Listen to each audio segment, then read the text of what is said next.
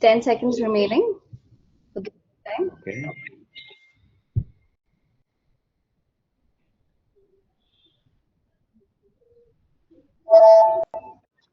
You can begin now.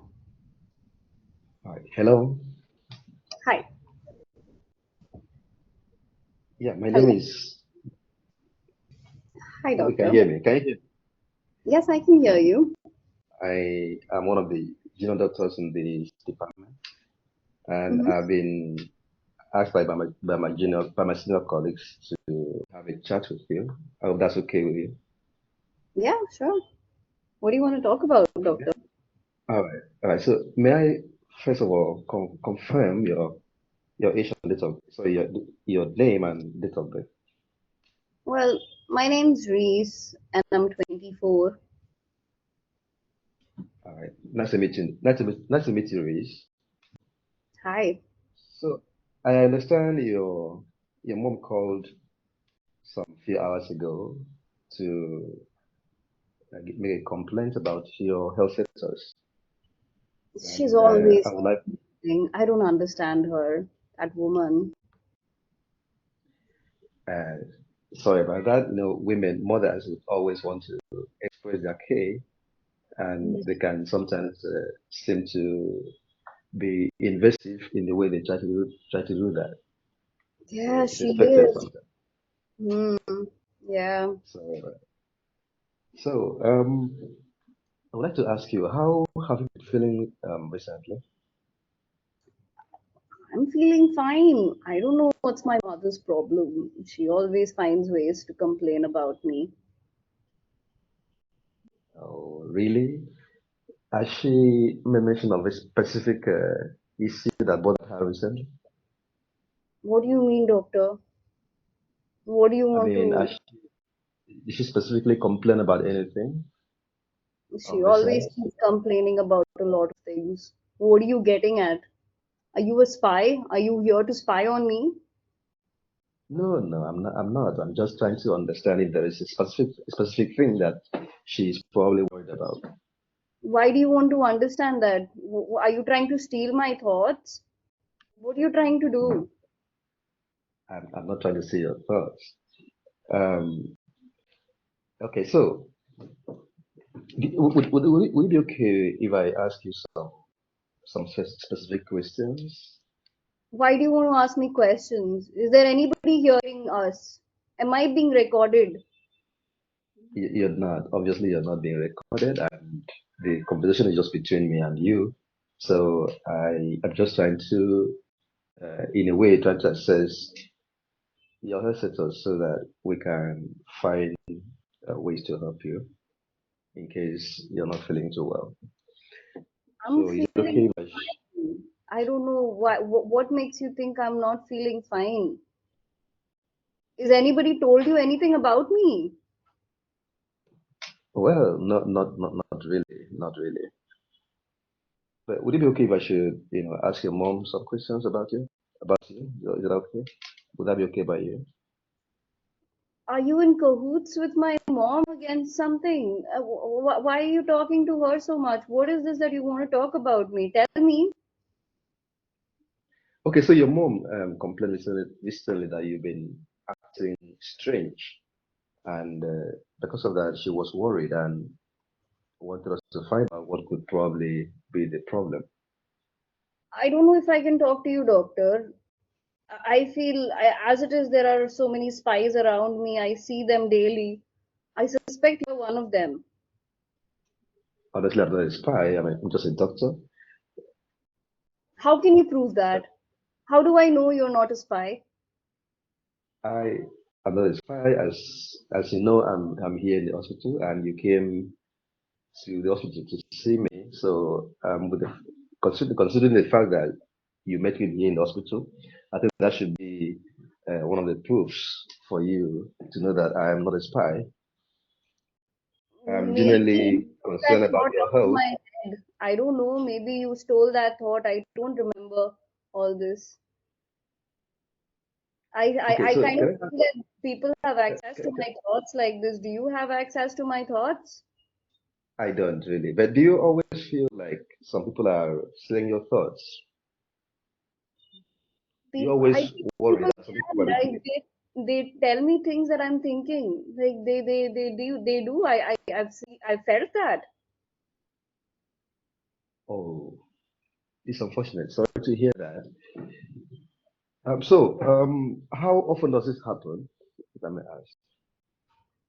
I'm not sure, doctor. This has been happening since the past 2 months, I've noticed.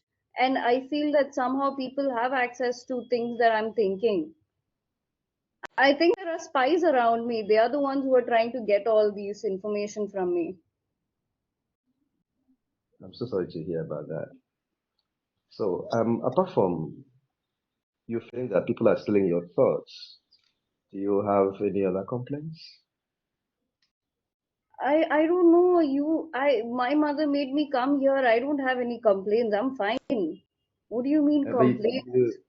but you just say that you have this feeling that people are stealing your thoughts, and this has been going on for the past 2 months. So I think that should be uh, a complaint in a way. So I'm just asking, apart from you having this um, feeling or believe that people steal your thoughts, do you have any other worry or complaints? I don't know what you're talking about. I am fine. I'm absolutely fine. Okay, all right. So I'd like to ask you a few more questions, if that's okay. Fine? Okay. So, are you on any medications currently? No, I'm not. Okay. Do you have any known allergies? No, I don't. Not that I know of. Okay. Do you have any past medical history that should be of concern to us? Why should it be of concern? I don't have any problem, doctor. Why am I here? What is going on? Tell me. Okay, sorry. You just mentioned that, you feel that sometimes people steal the thoughts from your head. So I'm just thinking I might be able to help somehow. That's why we're having this conversation.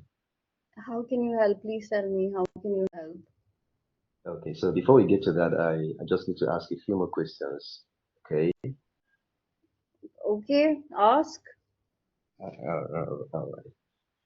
Okay, so I'm going to ask you some very personal questions that might sound invasive. Is that okay by you? Okay. Okay. So, do you take alcohol? I sometimes with my friends, but I don't have many nowadays. Okay, I can see. So, do you smoke? Sorry, honestly, I didn't know I was gonna have a psychiatric case, and I haven't gone this far with my preparation yet. Sorry. I'm so, That was a pretty interesting case, right? These are some of the scenarios that are very jarring. I know even in the real exam, you'll sorry, be I'm thrown just so much. yeah. Yeah, I'm still at an early stage of my preparation, so I haven't gone this far yet. Sorry. That's all right. I mean, it's always great to try. I mean, you should at least know where you're going wrong, how you would have dealt with this scenario, right?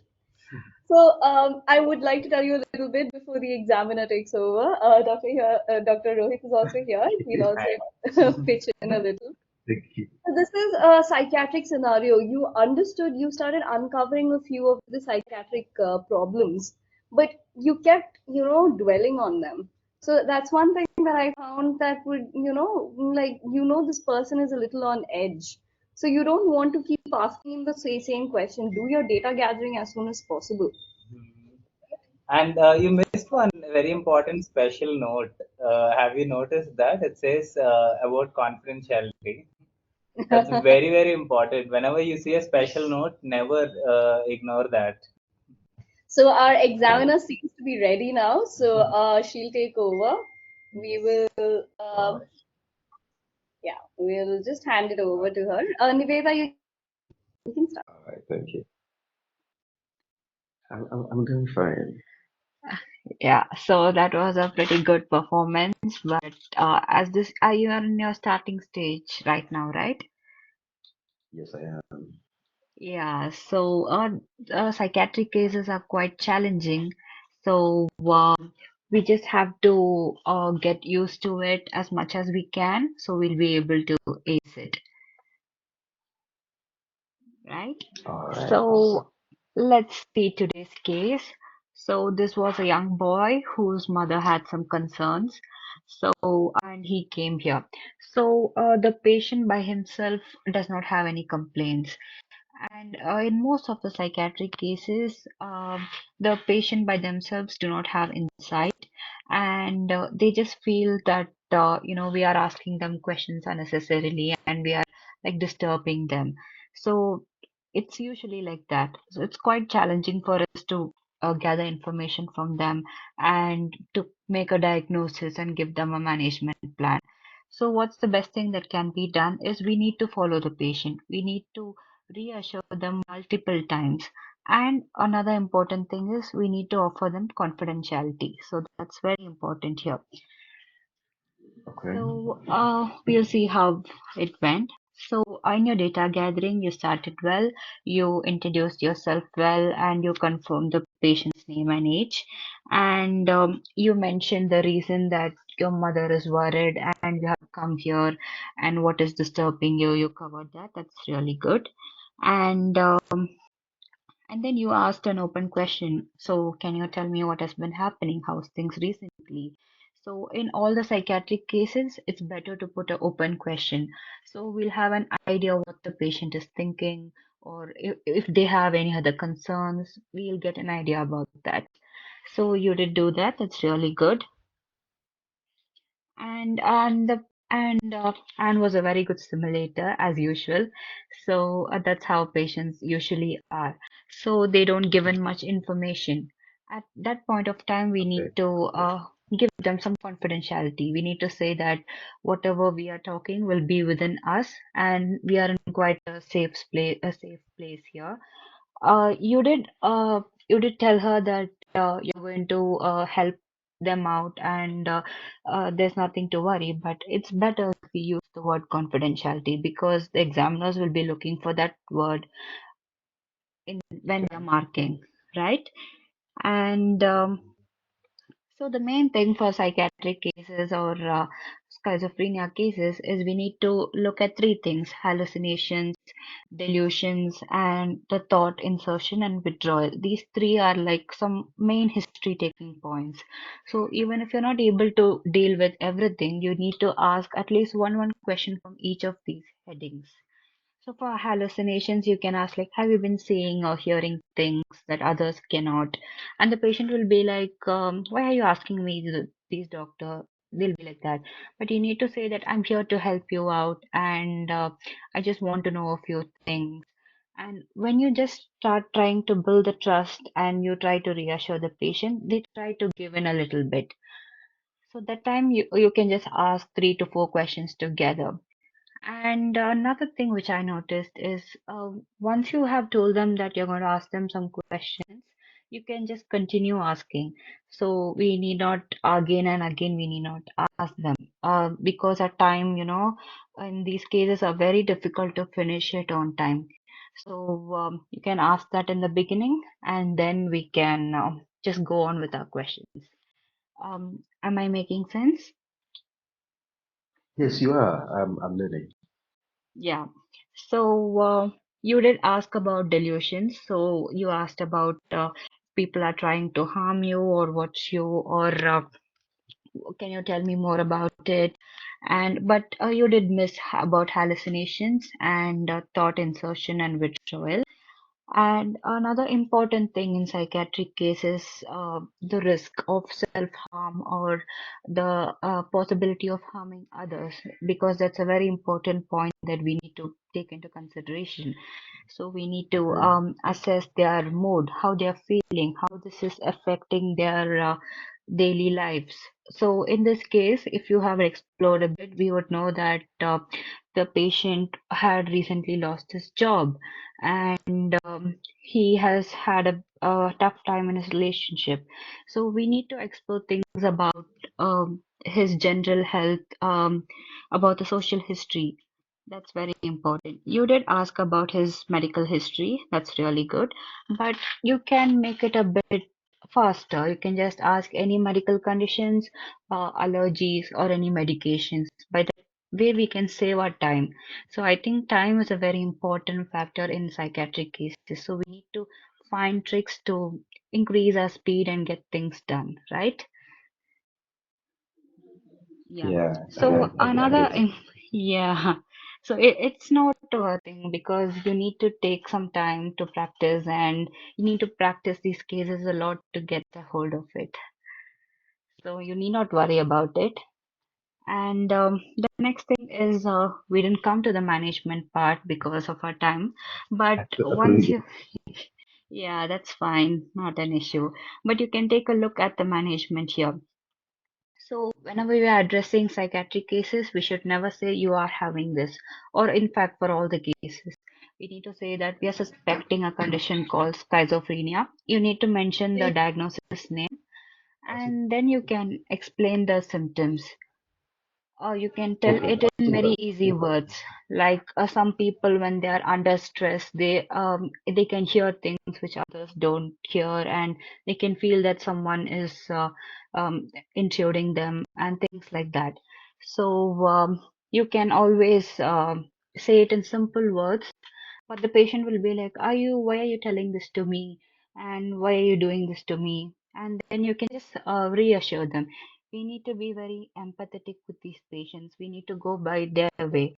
We need to say, yeah, I do understand that this is all new to you, but this is what you're going through, and that's what making you feel like this. So don't worry, we are here to help you. So they need a lot of reassurance and encouragement and we need to normalize it. We need to say that this is fine. Many people do feel this. And it's all about management, is all about making the patient feel very comfortable, right? And you can also mention about a specialist. You need to refer them to a specialist, mental health specialist, and they'll be assessing them by the early intervention in psychosis service. So, and in some cases, you may not be able to tell the full management about the blood test and others, but you need to mention about the referring them to a specialist, and you need to mention about safeguarding them. That is, safety netting is very important.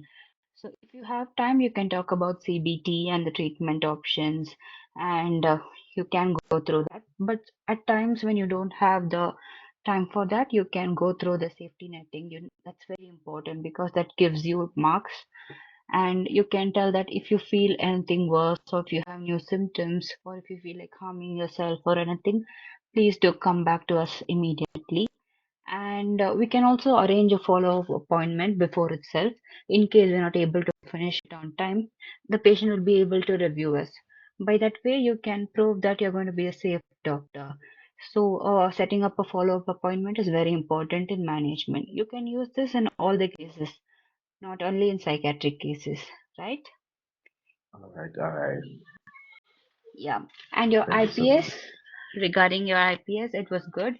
You were very calm and you tried to um you tried to go with her and it was good. But yeah, there are some things which you can improve.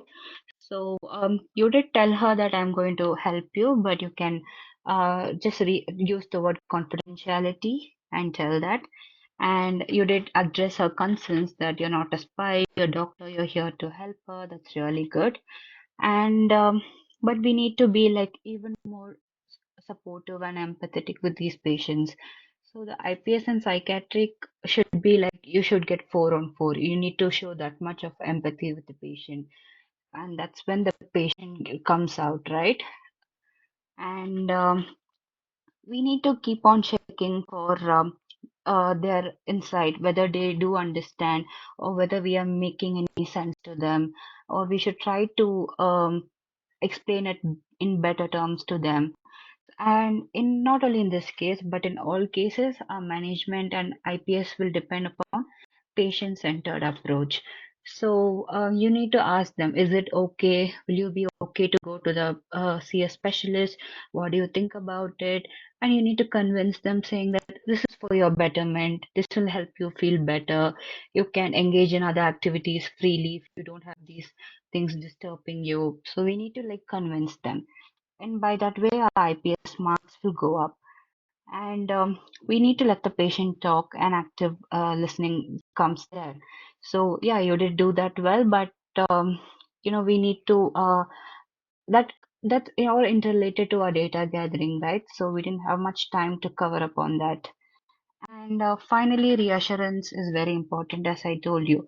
So the more and more we reassure them and convince them, our IPS marks will go up. So what do you think about it, doctor? I've learned a lot, honestly. I haven't gone to the psychiatric party yet. So honestly, when I saw Okay. the case, I was actually wondering Uh-huh. how I'm going to start. But with your explanation, But I yeah, you appreciate it. got a really good heads up, right? So you have already Yeah, done yeah, practiced that case before you went to it. So it's going to give you a lot of confidence. absolutely, absolutely. Yeah. Thank you Thank so you so much. much. Thank you so much, Dr. Niveta. And your insights were amazing. Thank you for sharing. And so, Dr. Jeremiah, we also want to show you how to cover this in 8 minutes, because that's because Okay. you end up spending most of your time in data gathering. Yeah. So this is something that Yes. you can avoid, and you can ask the relevant questions. For me, I felt you were dwelling a little too much on one question of, the thought insertion and broadcasting. So, I mean, once you get an idea of what it is, then move on to the next part you're trying to explore, right? There are a lot of important questions you need to cover before you actually go into the management. You need to understand how much degree of risk this patient has, accordingly give him management. So whenever you're asking questions, think about it like you're not asking the questions for the candidate, because the candidate is sorry, the simulator. The simulator is just an actor, right? The simulator is not going to assess you. So keep the Easily. examiner in mind. So always keep the examiner in mind. So show him. So even if the simulator is not responding well to your questions, just move on. Just move on to the next question that you need to ask, because you already showed the Right. examiner that you're going to ask. You want, you have to ask this question, and you showed it to him already. So just always remember that whenever the simulator is wasting your time, do not dwell on it. Always try to move on. And one very, very important thing that we tell everyone is always try to stop your data gathering at 4 minutes, because All that right. will hurt you so much, because you management like completely missed out on entirely completely missed out on management right now. Because if you think about it, there's 4 marks for management and 4 marks for data gathering, right? So your interpersonal skills are going to come throughout the station. So you're going to talk in properly throughout the station. So that the interpersonal skills is already covered. So the rest of it, the two domains left, that is data gathering and management, have to take up the entire 8 minutes, right? So you only have 4 minutes for data gathering and 4 minutes for management.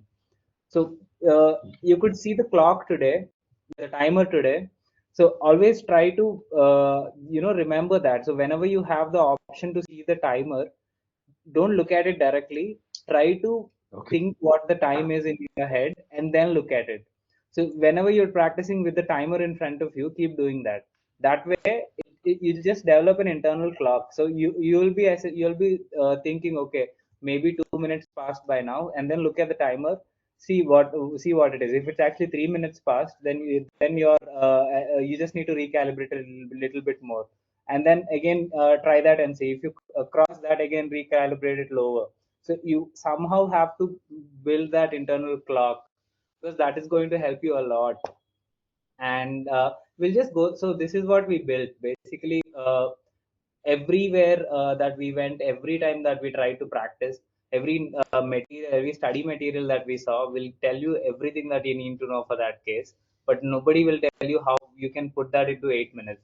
So that's one of our main pain points that we had. And So that's what we worked on for 1 year, and somehow we got that done for all the cases. So what we do is, so we divided the entire consultation into 30-second sections. So if you run the timer, when the so during the consultation time, so you keep this in front of you and then practice. So as you do that, so each section has a heading and one main task of that section and a couple of phrases how you can say that, right? And this widget, it keeps running with you. So all you have to do is when you're practicing, since anyway you need a timer when you practice, if you use this, you have another visual metric for you to assess yourself. So for example, you just 30 seconds has passed, so now you're supposed to be in the second section where your introduction you should have finished by now, and at this point you just need to build trust.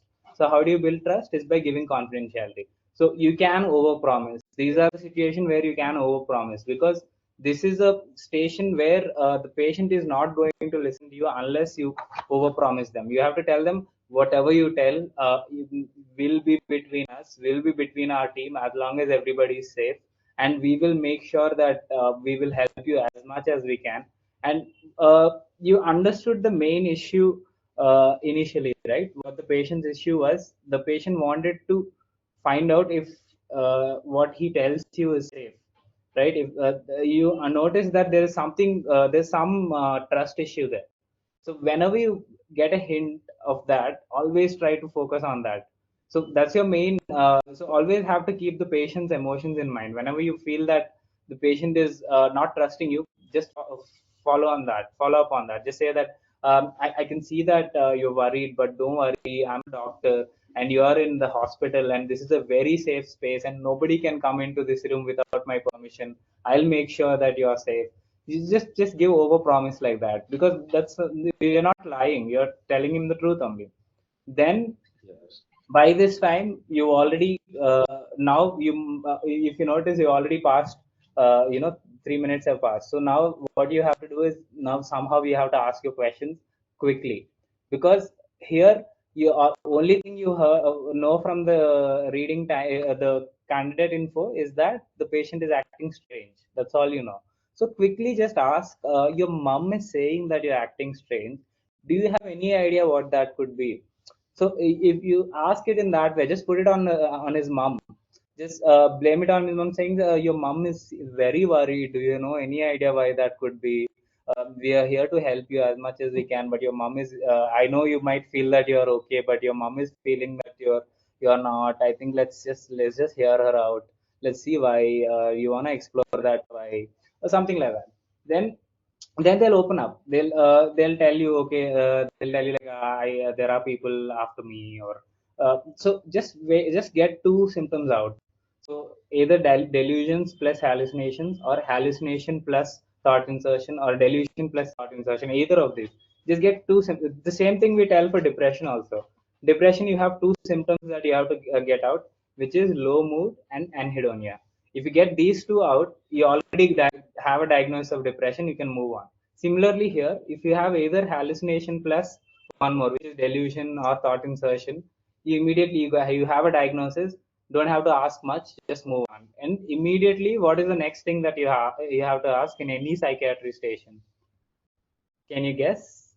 What is a very important data gathering point in any psychiatry station? That is risk I assessment. think So issue of drug abuse, this, use of yeah, conventional drugs. absolutely. So risk to self or others. So you all, yeah. So you always have to ask that, and immediately, then you can, after that you can move on to your general, PMAFs, the past medical, and all these. But more than past medical medication history, what is more important here is psychosocial history, which is friends, family, finances. Are there anyone dependent on him? That is also very important, right? Because you're not only looking at who is he dependent on. What if he has a kid? So you can't let him go like that. You can't let him take care of the kid when you know that he's not of the right mind, right? So it's very important questions you have to ask in every psychiatry station, which is risk, and social history. If there's anyone dependent on him, or who is he dependent on? Where is he going to go after you leave him here? Where is he? Like if he goes home, is he safe? Right? And for the specifically for the history, medical history, you don't have to ask a lot of past history. Just ask why you think this could be happening. So how do you ask that? Is if somebody is depressed, you ask them, is there anything that triggered this? Or if somebody is feeling delusional, you ask them, have you noticed something that happened in the past after which this started happening more? Like they'll always have a trigger history. They'll always tell you something has happened in the past. So you by this time you already have your full diagnosis. Just move on immediately. Summarize quickly. Just so you summarize that. That was really good. So always summarize your data gatherings. That way they'll tell you if there's anything you missed. And immediately go on to management. Management is tell the diagnosis. The patient is not going to listen to you. They'll say no, but it's okay. It's your job is to tell them the diagnosis and give the management. So till this point, you've listened to them, everything that they said. You've made up your mind that okay, this is schizophrenia. You don't have to reason it with the patient because patient is not going to listen to you because they don't think it is. That's the whole point of insight, right? So they're not going to agree. So you don't have to waste time on trying to get them to agree. Just tell them that it's not your fault. So this is a disease of the mind where it's without your control. This is happening, and we have a lot of treatment options for it. We will take care of you.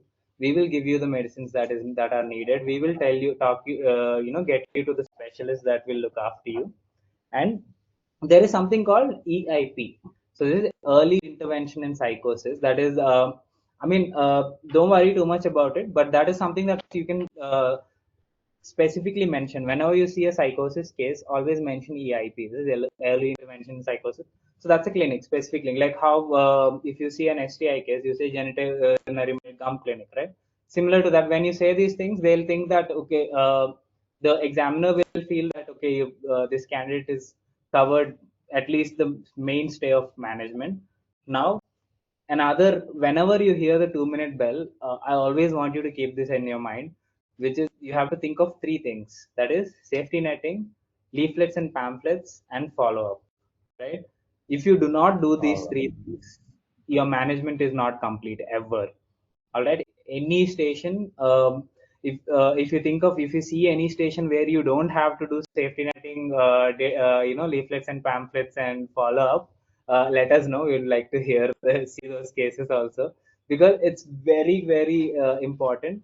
You'll get 3 marks easily if you manage to get these three things out in a proper way, where the examiner feels that the patient is leaving the hospital safely, that you are a safe doctor. You will get 3 marks out of 4 in management, even if you don't know the diagnosis. All right, even if you do not get the diagnosis, it's very very high chance that you will be able to score well in management if you cover these 3 points. Okay, that is safety netting, follow up, leaflets and pamphlets. Okay, and the next thing is interpersonal skills. Interpersonal skills, yours were really good, but make sure that you're not wasting too much time on that, because if ultimately that's only you can deliver that at any point of your consultation. So if you feel that you're having to spend too much time just having to justify the patient, having to tell them why you're doing certain thing, always think you can do that again at the end. You can just say that okay, this is done, I got the information I needed, now I just need to get to the management somehow. All right, then Thank you. yeah, is there any doubt? Anybody have any doubt, any questions for us? Anything that we can help you with? So, we like you guys are already a part of our community. So, we will be posting this case. You guys can see it, and we'll also be posting some YouTube videos that we've made that can help you with psychiatry consultation, especially. So, how to conduct the consultation, what is important. So, we'll post it with this blog if that's all right. and you guys can take a look at it. And hopefully, this case will be, pretty easy for you guys then. Yeah, and the workbench right now we have occupation and breaking bad is full, and psychiatry will be there in a couple of days. We have schizophrenia is loaded right now, but there's a few more categories that we need to fill. But yeah, we'll let you know when psychiatry is also ready. Right. And yeah, meanwhile, feel free to ask any doubts you have during your preparation on the group. We'll immediately answer them. All right. Thank you, team. Thank you, team. For, it was very good and really helpful for us. I hear it's an us. I hear there is a group of people there then. No. It's only me. I thought some other people will also be there. That's why I told that. Okay, sure, Yeah, sure. it's me only. Thank you so much. Hi, doctor. All Yes, right. we will be happy for your active participation in the groups. If you guys have any doubts, any questions, if you want your free mocks, please book it right away, and we'll be happy to accommodate you. Okay, so how should we request for that? Like, how should I request for the mock? All Um, right. We'll post it on the WhatsApp group. Are you there on the TuringMedSchool WhatsApp group? Yes. All right. We'll just share a link there. You can immediately book it on that. yes. Okay. Okay. Thank Thank you so much. All right. All the best. Thank you. thank you. Absolutely. Dr. Daniela has a question on how to navigate the platform. So Dr. Sure. Daniela We has can have a call with you, Dr. Daniela. Dr. Daniela has booked or bought our workbench. This is the OSCE workbench where all the cases are loaded, and you can actually practice the cases. You can understand more about the cases because we're planning to load all the cases. As of now, we have angry patient, breaking bad news, and we will be soon loading psychiatry as well. So at this point, we it's at 5 pounds because we are in beta and we don't have all the cases yet. But with this 5 pounds of buying the workbench monthly, we'll be giving you free access to every case as and when it comes. And we'll just take you through the process. Dr. Daniela, I think we'll just show you once. And if you need, we can have another call with you as well where we can show you in detail. Um, so when you get to the website, so I'll just show you from the beginning, from the home page. So this is after you buy the product. So this is the home page of the website, and once you log in, you will get this login option at the top where you can go to dashboard. So once you go to the dashboard, you will get a way to input your exam date, and once you put your exam date, there will be a timer, so you'll know when how many days you have left. And this is an overview where you can see all the cases that are admitted and how much you have finished. And then we also have a way to see all the performance, how we are doing, data gathering, management, interpersonal skills. So the average as you perform, it will get populated here. And if you deep dive into the progress, so you have all the topics. So these are all the topics and the number of cases in each. For example, this is medicine, where is 153 cases, and this is breaking bad news. There's 8 cases. Sorry, 8 plus 5. So that is 13 cases. So similarly, we have within each topic we have categories, and then within each category we have subcategories. So this graph, how you use it is initially you start by doing one case from each topic, and right now there's only three topics available, so you can start with these three, and eventually you can try to cover all the topics first and then move into the categories, so which will be a little lower level than topics, so that you'll have more cases you'll have to do. So, for example, initially you did only psychiatry. Now you'll have to do schizophrenia, depression, one from depression, one from eating disorder, similarly like that.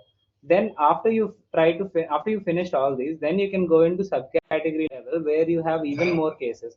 So if you instead of practicing it by like trying to do all the breaking bad news at once, if you try to cover more cases and more different types of cases like this, you have a higher chance of not getting surprised in the exam where you would have seen all types of cases there are. And so this is the progress tab, and this is the performance tab. So where as you practice every day, you get based on the marks that you got in the session, it gets loaded here, and you can see it on the over time how you are doing. And similarly, each domain.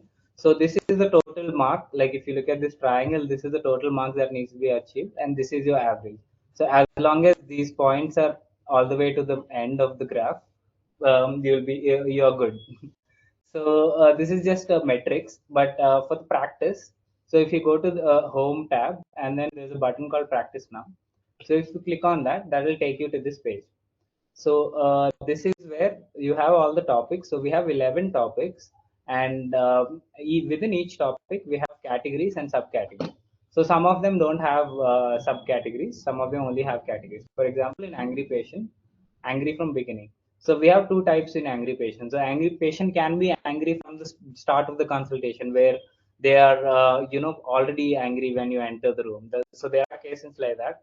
There are cases where initially they are fine, but once you tell them a news, then they'll start to get angry. So the approach for both of them is completely different. So so if you do one case from this and then one case from this, you'll get an idea.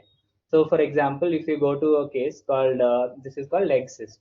So first thing you have to do is go to case overview. So here you can read what is the scenario. So you are a FY2 doctor in surgery, and this is the patient, and this is the situation, and what you're supposed to do.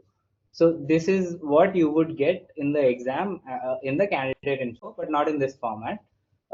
This is just a summary of it, and you can continue to read the approach. So how would you normally do this consultation? So you have to start. How do you start the consultation? And data gathering, management, and interpersonal skills. So all three domains, what all the topics you need to, what are the points you need to cover will all be there in that. And following which, you can go to a practice mode. So now if you want to practice with someone, you have to click on this button called switch to practice mode. So once you are in this mode, now if you go to the doctor's instructions, this is where you would see the candidate info. So this is what you would get in the exam. So this will be in this exact format. These are the questions you would have in the question sheet on the exam day. All right. And this is what you need to read in 1 minute 30 seconds. So you'll only get 1 minute 30 seconds to read this and plan your consultation before you enter the room. Now we have a timer here which you can use, and if you find, we always need a practice partner for this. So go to the patient examiner instructions, click on this button that says copy simulator link, right? You'll get a message here saying link copied to clipboard. So once you get that message, that means you already copied it. Now you can paste it.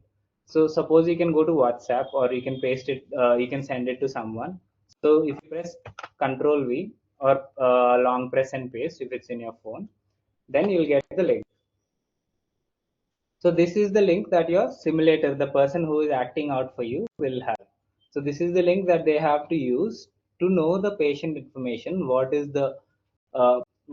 How the patient has to start talking. What is the incident that has happened? Why are they angry? Like what has happened so far?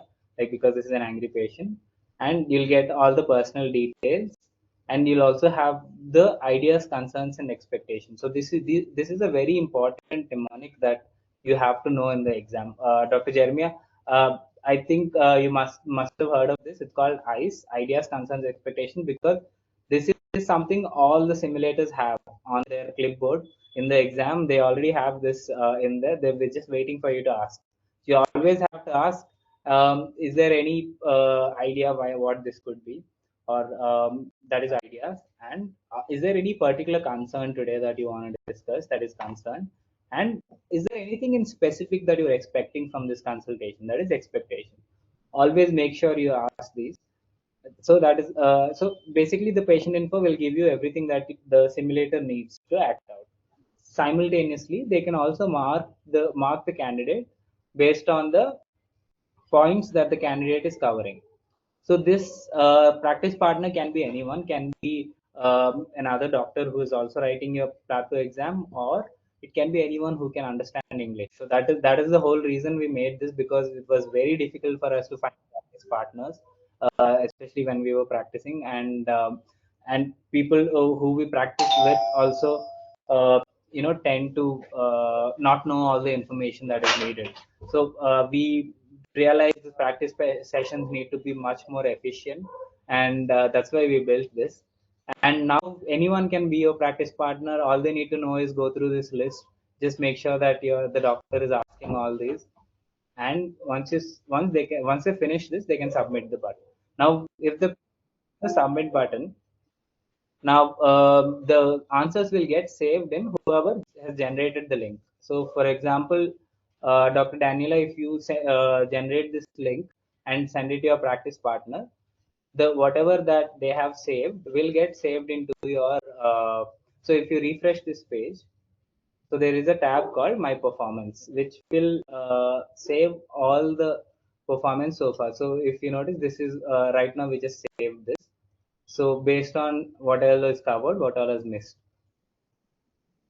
So all three domains like that. So this makes your practice sessions much more efficient. Where if you see some cases, you can do multiple times. For example, it's a very difficult case you didn't understand, and each practice session will get saved. So you can see over time how you're performing, what are the points you're missing. So for example, yesterday you missed this particular set of points.